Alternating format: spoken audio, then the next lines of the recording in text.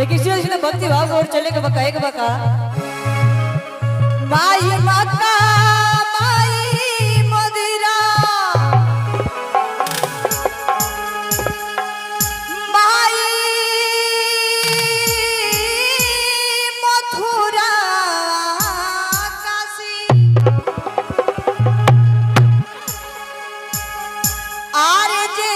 माई के धर्म ना जाने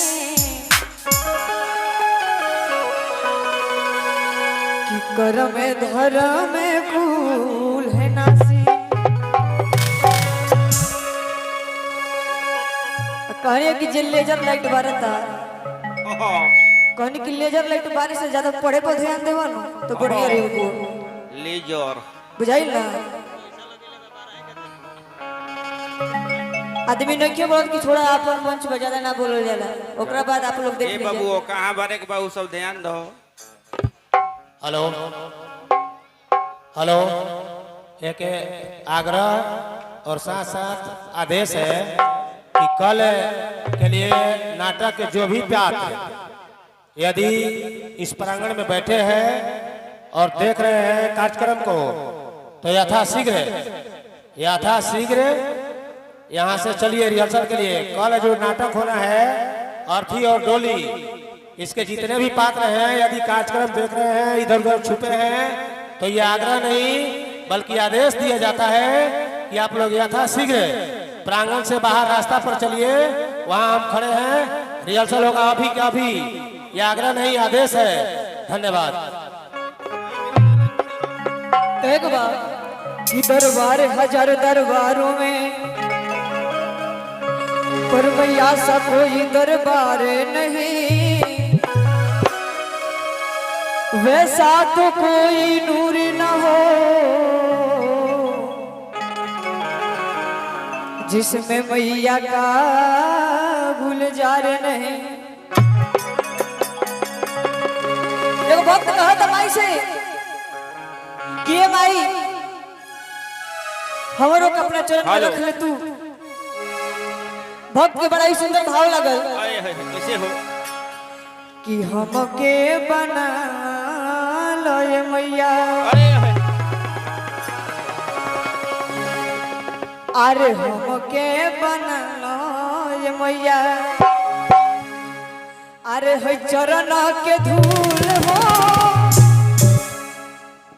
पिठावता नीनवता जेबो अरे करना कबूल हो हमके बना ला। लेकिन ऐसे ना चाहूं कि जितना भी गर्जन हुए एक बार दोनों हाथ उठा के बोले सच्चे दरबार की ना ई तरारी के पब्लिक के पावर ना है। चाहूं कि हेने से चाची लोग बोले सेना वाली मैया की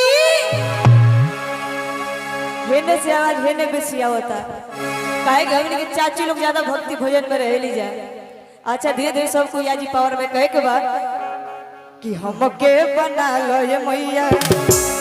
अरे चरण के धूल हो बैठावता नहीं न बता जवना करना कबूल हो हमके बना लो ये मैया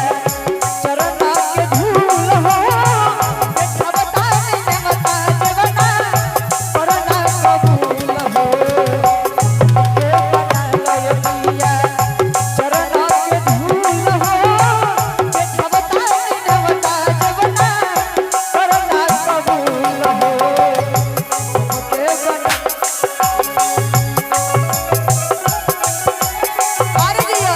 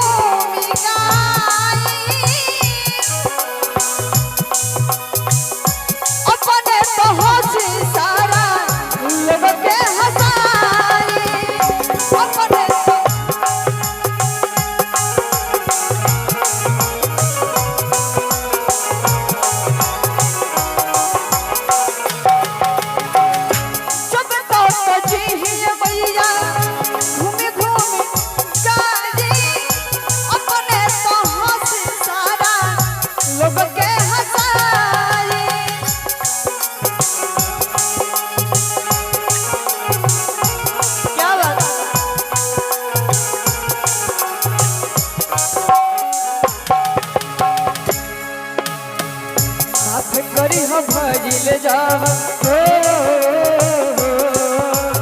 आ माफ करी हो भैया